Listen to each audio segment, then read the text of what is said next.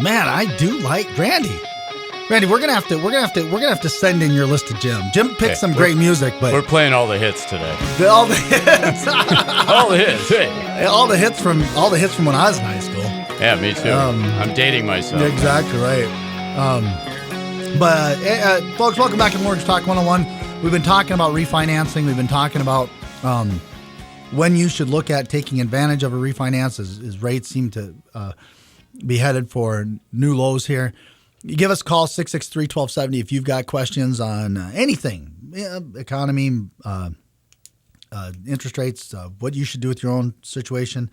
But definitely the story that we've been having heyday in the business with is Bernanke's refinance, and this has been kind of played with. Certainly in my industry, a lot of people made fun of Ben Bernanke having problems getting a refinance. Being somebody who at the Federal Reserve level implemented policy regarding mortgage lending and is now having a problem getting approved to get his own home refinanced. And the problem that he has is, as I understand it, is that he's kind of a self-employed guy now. He's out there taking contracts for speaking and for teaching and for consulting, and it doesn't have that regular W-2 paycheck anymore from the federal government. And this is a problem for all folks who don't just get a regular paycheck. If you're self-employed or a 1099 or somebody who is a contract worker, the way that the lending guidelines are set up is that you have to have a 2-year history of doing that before we can utilize any of the income that you're getting. And we have to do a 2-year average on that income to qualify you. Well, this is where Ben's running into some trouble. And no different than so many people, especially a lot of people in North Dakota in the oil field have the same problem. But in Ben's defense, Ben has been an advocate of loosening the current tight underwriting standards in the mortgage industry. And he had said many, many times in his testimony that potentially the pendulum had swung too far the other direction, and that it was going to be increasingly difficult for the economy to recover, for the housing market to recover with the current underwriting climate. And he had many concerns about that. And of course, unfortunately, the Fed doesn't control laws or public policy. Congress does. And so really what the Fed has done, in his opinion, about how do I stimulate the housing market? Well, we all know how you stimulate the housing market. You create more borrowers. I mean, Randy, you actually said you spent some time as a realtor. I did. And the biggest thing that will help you sell more houses is qualified borrowers. Right. Well, that's what it's all about. And if you're working at a point in time when you were a realtor and you had one qualified borrower versus a market that gave you 10 qualified borrower, what happened to house prices in each situation? Were house prices higher when you had 10 qualified borrowers, or did house prices go down when you had 10 qualified borrowers? Well, it's about supply and demand. So the more buyers, the more house prices went up. And so when and Ben had said this all along. Ben had said that one of the things that needed to change with the GSEs, with the underwriting climate, is that we had to figure out how to get more qualified borrowers on the street that presented good risk if we wanted to see a housing recovery. And unfortunately, all that he could do was print money and keep interest rates low. His way of trying to create supply, to fix the supply and demand, which he's been criticized for many times, was to just try to have a monetary policy that kept interest rates low, that put money out on the streets for people to borrow. But the problem is we have more money than we have borrowers. We have more money to give out there than we actually have borrowers that can use it, because we can't get them qualified. And in this huge cosmic ray of irony, here comes the former president of the Federal Reserve to refinance his own home. And sure enough, he becomes a victim of the same circumstances. But he wasn't an advocate of creating those circumstances, and I wanted to defend him a little bit on that. And what would have been real irony? Thankfully, he was just trying to refinance. But what would have been a real irony would have been had he actually had his home already sold and be trying to buy another one and then couldn't qualify, and the former Federal Reserve Chairman was actually homeless. That would have been a real irony, and would have matched the situation that some people find themselves in when they aren't able to get qualified for home financing. But on the back of that, the elusive housing recovery, something that the Fed was always concerned about, and Ben did as much as he could to try to help us with. From Mortgage Orb, a blog from Lynn Effinger, mounting indicators prove housing recovery illusory. Is that how you say it, Randy? Illusory? Illusory. Illusory. And something like that. That's where I need to go to announcing class, so that I sound like Tom Brokaw when I say it. Famous broadcaster school. Yeah, famous broadcaster school saying illusory. With the national unemployment rate at 5.9 as of September and a second quarter GDP estimate of about 4.6%, one might get the impression that our economy is in recovery. While there are some signs of things improving, in reality, there are mounting indicators that another housing downturn is near. And without solid proof that the housing sector is truly healthy, and until there is meaningful creation of well-paying full-time jobs, the recovery is illusory at best. It eludes us. Yes. That's what that means. So, again, things you've heard about here before. Jobs, unemployment, where's the housing recovery? If unemployment's doing so much better, why aren't we seeing it? Because typically when people have jobs, they buy houses. And they're not. And so in some interviews with some veteran real estate agents and stuff, here's the next quote. Chief among these views currently is that widely held belief that the economy in general and the housing sector in particular are weaker than we are being told by the media, special interest groups, and others. Many of these professionals point to the real unemployment data, workforce participation rates, and lack of wage growth as primary indicators that another housing downturn is on the horizon, if not at least a continuation of the downturn we are currently experiencing. And so underneath it all, there is starting to recognize the reality the longer that the housing doesn't perk up and seem to find its way up the ladder, so to speak, that maybe the numbers that we're seeing that are positive aren't representing the real situation. And what follows are other basic factors which tell me that the so-called housing recovery remains largely an illusion, and he gives a list here, or she does. Lynn. I don't know. Lynn could be either one, couldn't Lynn?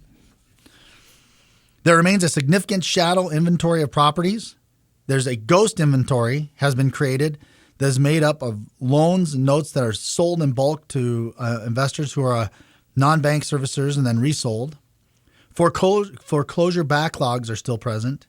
A dramatic influx of institutional investors buying up pools of REO properties to turn them into rentals. Fewer and fewer first-time buyers are entering the market due to more stringent mortgage lending guidelines. And we've talked about that this isn't just the first-time home buyers aren't just not entering into the housing market because of stricter guidelines. The first-time homebuyer market is experiencing a ton of headwinds. First of all, they've got stricter guidelines. Second of all, I mean, the iPhone 6 just came out. I mean, what are you going to do?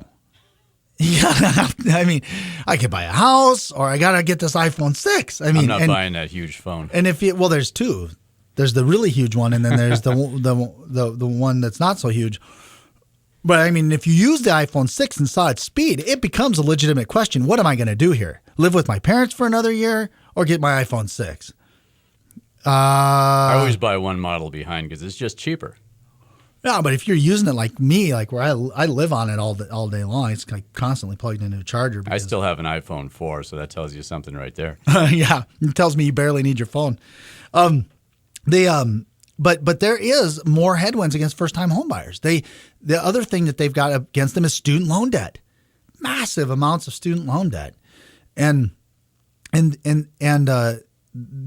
this has been reported on many times, and certainly on this show. And Dave is the one who really had brought that issue to the forefront here on Mortgage Talk 101.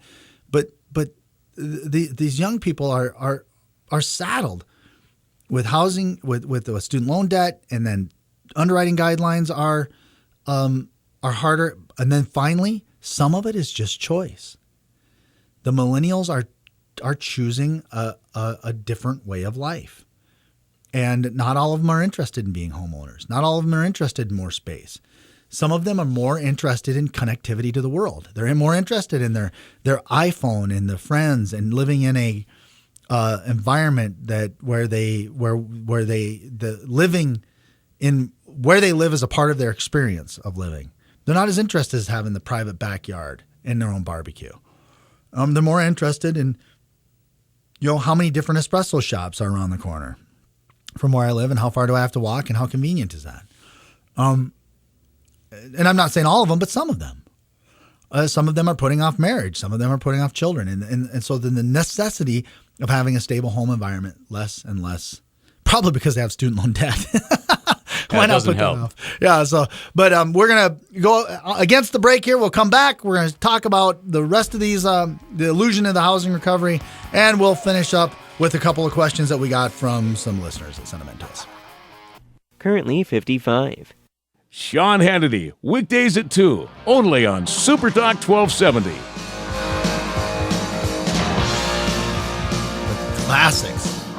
The classics from the 70s and the 80s. The hits just keep on coming. That's right. So anyway, what else do we have here? We have we're talking about first-time home buyers, affordability, and that's kind of where we left off with first-time home buyers, is can they afford to own a home? Affordability, or homes, the prices, even though they're dropping, people aren't making enough money to afford them. The proliferation of Federal Housing Administration loans has created a scenario where these low-interest loans have been the new subprime loans. I don't know how now, brown cow, we bring back the housing market without, there was going to be GSE reform. We're not going to get GSE reform. Under the current models we've had, because we were burned so bad by the bubble burst, by defaults, how we get people to loosen credit standards and guidelines and things so that we can get to where it's a common sense decision to help people buy a home, even if they've had past credit issues or glitchy credit, or being able to look at income in a way where we can use people's like right now we throw out so much income. These Bakken workers, in fact, I have a TV commercial about it where I'm interviewing Pam Monty from Dickinson about how to qualify these energy workers who make so much of their money in overtime and per diems and bonuses, and almost none of that can be used to qualify them for home loans. And there's many times that you have someone who makes $100,000 a year, and we're leaving half of it on the table that we're not using to qualify them for their home loan. Figuring out ways to be able to represent people's real picture in the loan scenario and help them get approved is what Bernanke was talking about. How do we do that? And how do we make that in a way that we create more buyers that really do have an opportunity and a chance at being a successful homeowner? And beyond that too, the other thing that we need, good low down payment programs. And unfortunately, how are you going to create that? How are you going to create that when so many people believe that not having down payments was the reason that people defaulted on their home loans? I mean, almost everybody, you hear it out there all the time in the news. You say, well, people bought all these homes with no down payment, and that's why they defaulted on them. They just walked away from them because they had no investment in them. And that's not true, because the best performers in the mortgage market, the loans that perform the best are the no down payment loans through the USDA and the VA programs. They have the lowest default rates and the lowest late payments, and the borrowers there are required to put no money down. So how is that possible? and how do you change the psyche, and how do you change the public mindset to get people to consider opening up the income guidelines, opening up the credit guidelines, opening up the down payment guidelines again in a way that keeps out all the mistakes we made in the past, and at the same time increases the number of borrowers to get out on the streets, that help get house prices up, that help get builders moving again, that help get this housing economy in the rest of the country moving again. And I just don't know how you do it for sure, because as soon as you start saying what we need, if I went out there right now and ran for president saying what we need are more no down payment, looser credit home loans. But are you saying that's the barrier now to somebody buying a home? Or is it all of the fear that's created by people saying, oh, the housing market's going to bust again? Because I think that's part of what did it the first time. It's a good question. I really honestly think there are a lot of people out there who want to own homes, who don't try to get qualified. The fear isn't so much as the house. Is the housing market going to bust again? Mm-hmm. The fear is I won't get qualified. And so they're not even trying because they've heard so many people get turned down that they're like, well, I'll never get approved. And I don't think that that's true in North Dakota. No. Honestly, I think in North Dakota, our real estate community, our associations do such a good job of driving the positive message that the banks are here to help, that banks will do anything they can, that banks will try to help anybody they can get a home loan. That I think people, and because for the most part, banks are so accessible when you come in here. They're small community banks. They're people that live down the street from you. You know, they don't. It's not like you walk into this hall and they're like, oh my God. So go over there, see there, get a number, go sit over there, and someone will be with you. Yeah, that's very true. And so if you're somebody who feels it has to actually go see somebody to help solve your problem to get a home loan, I think you do get a little bit more. I don't know if I want to say access and sensitivity and education from the local people in this market than you do in some of these other places. So I think North Dakota again is just a little different that way. But I think in the rest of the country,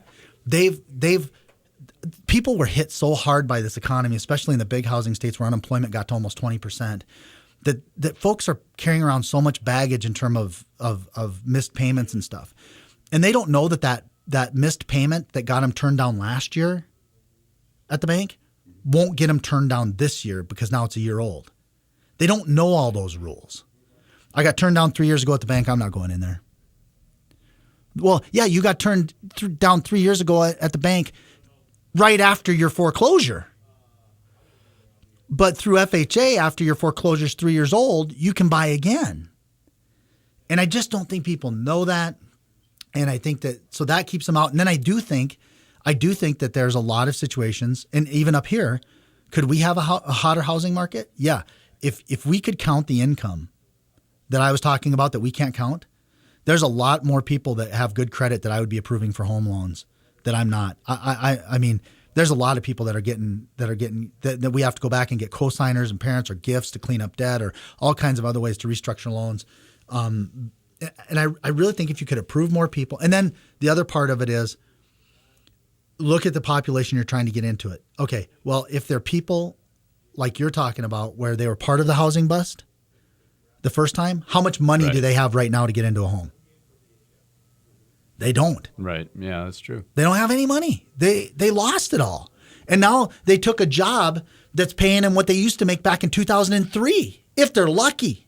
Yeah, and that was my situation. I owned a home back east in Massachusetts, and not only did the housing market go down, but the job market was terrible as well. So there was a lot of fear. That was a great housing market at one time until around 2007 when everybody said, oh, the housing bubble is going to burst, and indeed it did. And then we had a lot of rampant unemployment there, and that created issues too. So, yeah, there were a lot of subprime borrowers, that couldn't get approved at that time, but also there was the fact the real estate market was bad, and if I buy a house and I need to sell it, I can't sell it. So, but that's not the case here. This is a good market, as I understand. Yeah. I think that there's some burn me once, and I'm not going to get burned again, once bitten, twice shy kind of thing going on in some of those markets. I think that could be true if you got really burned bad, but prices are still so low in those markets that even if you were burned, you knew what price you were burned at.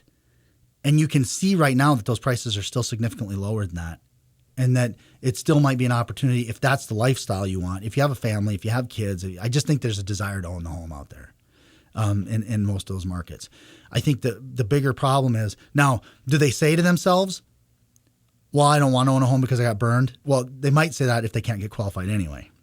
But if they really had a no money or low money down option that they could get qualified for an affordable payment, would they really rent? I just don't think they would. I'm a believer in real estate, but the job market can be dicey. So the question is, if I lose my job and I have to move to another state to get a job, I'm going to need to sell my house. And what's the rental market like if you need to rent the house out? Exactly right. So can I sell my house here? The answer would be yes. If I bought a house here, I'd have confidence that I'd be able to sell it. But where I came from, no way. Even better, you could rent it. Well, could do that. If you want to be a landlord, that's a whole other story right there. But you can cover the payment here on a rent payment, that's for sure. Yeah, absolutely. But I think that's changed in those markets too, Randy. For what you could buy that house for now in Massachusetts at today's price with the low interest rates, I bet you could rent that house out as well for a payment that would cover it. Undoubtedly. Whereas that was starting to stretch out before. As interest rates were going up and as house prices were going up in the bust, you couldn't necessarily rent a house out for what you were paying for it and to own it anymore at those times. But I think the low down payment and then go to the barrier so that's the people who have baggage in the past who got burned. They don't have money to get started over. A low down payment or no down payment program would help them out significantly. But now go to the first time home buyer. The first time home buyer, how much money do they have? They don't. And being able to look at and with that group, we're going to have to look at in the future. How do you look at their income? How do you look at student loan debt? And then how do you facilitate them being able to buy something with little or no money down? If you're gonna facilitate a housing market, those are the questions you got to answer. How you're going to put those buyers into the market and do it in a way that doesn't put us at risk for the next collapse and create another frenzy where we see double-digit appreciations in values again. But all right, well, that's we're into the last minute here in Mortgage Talk 101. We made it through the whole show without Dave or Jim. Did we do it well? I have no idea, but I think it went well. All right, well, I'm happy. Hey, folks, we'll see you back here next week. I'm sure Dave and Jim will be back here on Mortgage Talk 101. Have a great week where it's always partly sunny here in Mortgageville.